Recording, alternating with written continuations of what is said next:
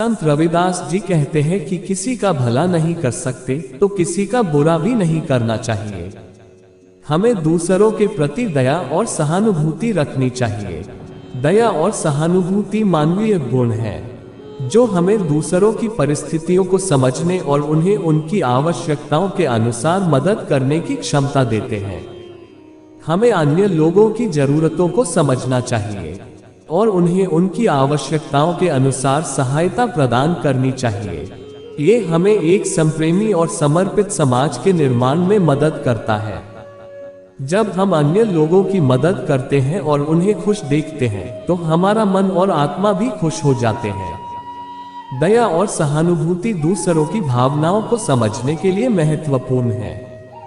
जब हम किसी के संदेहों, दुख या तंगी को समझते हैं तो हम उनके साथ मेल खाते हैं और उन्हें समर्थन देते हैं। इससे दूसरे व्यक्ति का मन शांत होता है और उन्हें आत्मविश्वास मिलता है कि उन्हें कोई समर्थन कर रहा है। ये हमें एक समर्पित और बंधुत्वपूर्ण माहौल बनाने में मदद करता है जहां हम सभी में समानता और प्रेम का भाव रखते हैं। हमें ये भी ध्यान देना चाहिए कि हम दूसरों के लिए कैसे व्यवहार करते हैं। किसी के प्रति हमारे व्यवहार में सद्भाव, सम्मान और सहिष्णुता होनी चाहिए। इसके विपरीत अगर हम दूसरों के प्रति क्रूरता, अन्याय और असहिष्णुता दिखाते हैं तो हम उन्हें दुख पहुंचा सकते हैं और उनके आत्मविश्वास को क्षति पहुंचा सकते हैं। ये हमारे और उनके बीच नेतृत्व और विश्वास को कम कर सकता है, जिससे समाज का उत्थान रोका जा सकता है। किसी का बुरा करना एक नकारात्मक क्रिया है जो हमारे और दूसरों के बीच द्वेष, विच्छिन्नता और आपसी विश्राम को बढ़ा सकती है। जब हम किसी के बुरे कर्मों को समझते हैं और उनके लिए तार्किक प्रतिक्रिया देते हैं तो हम उन्हें उनकी गलती का एहसास दिलाते हैं। इससे दूसरे व्यक्ति को एक मौका मिलता है कि उनकी गलती को सुधारें और बेहतर तरीके से व्यवहार करें। हमें किसी को उनके दोषों के आधार पर नहीं जांचना चाहिए, बल्कि हमें उनके साथ तालमेल बनाने की कोशिश करनी चाहिए और उन्हें सुधार के लिए प्रेरित करना चाहिए। किसी का भला नहीं कर सकते तो किसी का बुरा भी मत करना का मतलब यह है कि हमारी कार्यशैली और व्यवहार हमारी पहचान को प्रभावित करते हैं।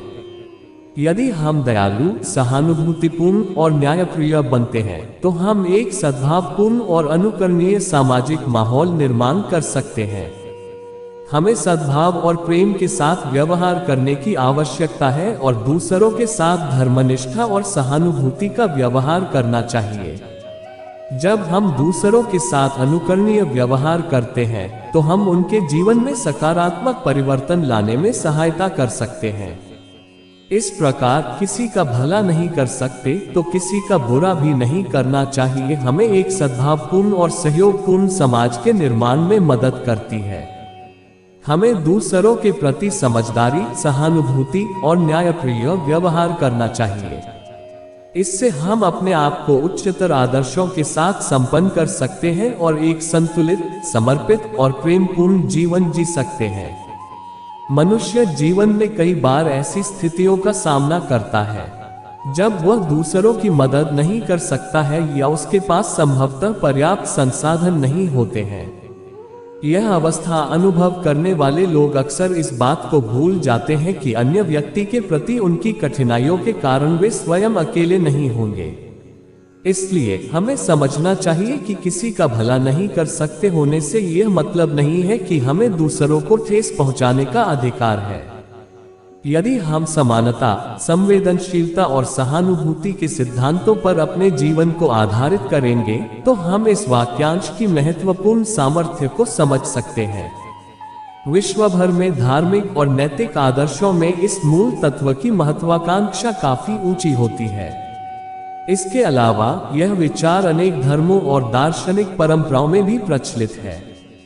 यह एक आदर्श है जिसका पालन सभी व्यक्तियों को करना चाहिए, चाहे वे अपने आप को कितने भी विपरीत स्थिति में महसूस कर रहे हों। इस मुद्दे को समझने के लिए हमें पहले ये समझना चाहिए कि अन्य व्यक्ति के प्रति भलाई करने का मतलब क्या होता है। भलाई का मतलब यह नहीं होता है कि हमें अपने जीवन को संक्रमण करना चाहिए या खुद को परेशानी में डालना चाहिए।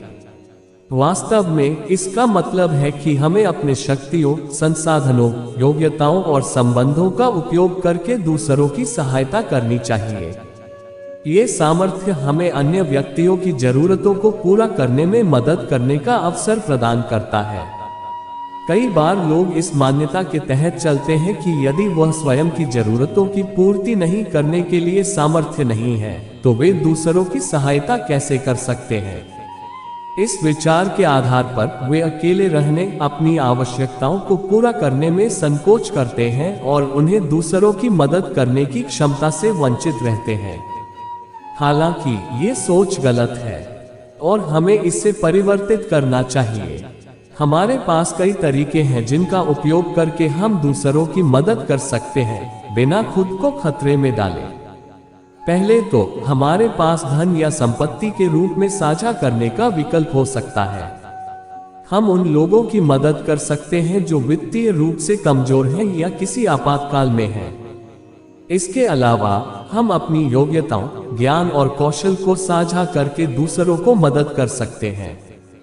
हम उन लोगों के लिए संसाधनों का उपयोग कर सकते हैं जो उनके पास नहीं होते हैं। दूसरों की मदद करने के लिए और उनकी भलाई के लिए एक और महत्वपूर्ण अंश है संवेदनशीलता और सहानुभूति का विकास करना। हमें दूसरों के भावनाओं, दुख और रुचियों की समझ होनी चाहिए। हमें संबंधों की गहराई को समझना चाहिए और उनकी जरूरतों को समझने का प्रयास करना चाहिए।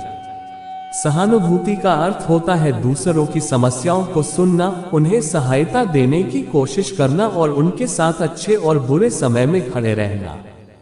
अपनी आदर्शवादी तथ्यात्मक सोच के माध्यम से हम अपने आप को सुधारते हैं और दूसरों की सहायता करते हैं, लेकिन हमें इसे सिर्फ विचारों और उदाहरणों तक सीमित नहीं रखना चाहिए।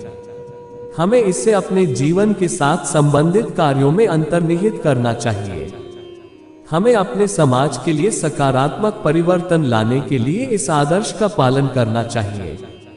यदि हम ये सोचें कि हम किसी का भला नहीं कर सकते, तो हम इसे अपने जीवन में नहीं उतार सकते हैं, तो हम खुद को अपराध करने वाले बना देंगे। अगर हम अपने आप को इस विचार से मुक्त करने की कोशिश करें, तो हम दूसरों के लिए सकारात्मक बदलाव लाने का संकल्प ले सकते हैं। कभी कभी हम जीवन में असुविधाजनक परिस्थितियों का सामना करते हैं जहां हमें दूसरों के लिए कुछ नहीं कर सकते होने का अनुभव होता है। इस समय हमें धैर्य और समझदारी से काम लेना चाहिए।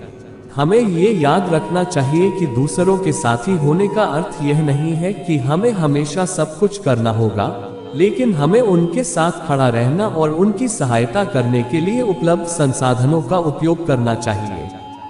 हमें अपनी सीमाओं को मान्यता देनी चाहिए, लेकिन हमें इसे अपने भावनाओं और व्यवहार में बाधा नहीं बनने देनी चाहिए। इस वाक्यांश का महत्वपूर्ण संदेश है कि हमें दूसरों की बुराई करने की बजाय सहानुभूति, समर्पण और प्रेम के माध्यम से संबंध बनाना चाहिए।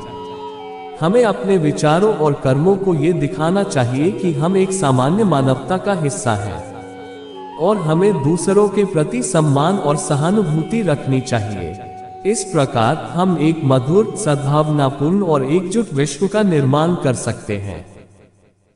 अगर आपको हमारी वीडियो अच्छी लगती है तो लाइक करें, हमारे चैनल को सब्सक्राइब करें और ज़्यादा से ज़्यादा शेयर करें। धन्यवाद।